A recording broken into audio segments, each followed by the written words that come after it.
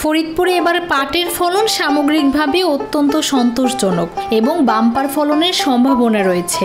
তবে কিছু নিম্নাঞ্চলের জমিতে বৃষ্টির পানি দীর্ঘ সময় জমে থাকায় পাটের আকার প্রত্যাশিত মাত্রায় বৃদ্ধি পায়নি, যা সীমিত পরিসরে ফসলের ক্ষতির কারণ হয়েছে। এই চ্যালেঞ্জ সত্ত্বেও জেলার অধিকাংশ এলাকায় পাটের ফলন ভালো হয়েছে, যা কৃষকদের মধ্যে আশার সঞ্চার করেছে। এদিকে কৃষকরা পাটের ন্যায্য দাম নিয়ে উদ্বিগ্ন।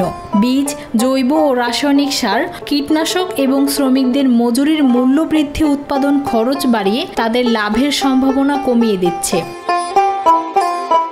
পাটের ফসলটা এবার খুব ভালোই হয়েছে, তবে কত কত জায়গা ডোপ সেই জায়গায় বৃষ্টিতে একটু ক্ষতি গেছে। তাছাড়া বৃষ্টিতে এবার পাট হেন্দে টান হেন্দে খুব ভালো পাট হয়েছে এবার। তাই এবার কিষেন পদ্ধতির খুব বেশি দাম, কীটনাশকের দাম খুব বেশি। সরকারের কাছে যা বেড়ে যে আমার গেলে সাহসের দাম একটু কমায় দিলে আর পাট দাম বাড়াই দিলে আমরা বাঁচতে পারি। এখন এবার বছর হিসেবে পাট আল্লাহর করলি আল্লাহ আমার অনেক ভালো পাট দিছে মাশাল্লাহ।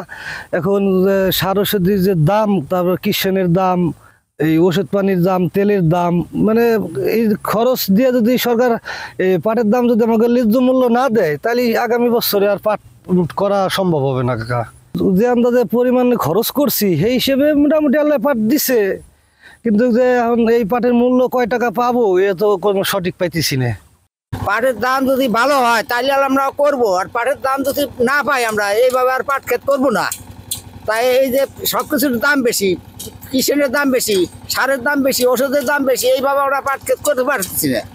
এইভাবে কেমন করবো? পাটের দামটা একটু বাড়াই দিলে আমরা করে পারবো।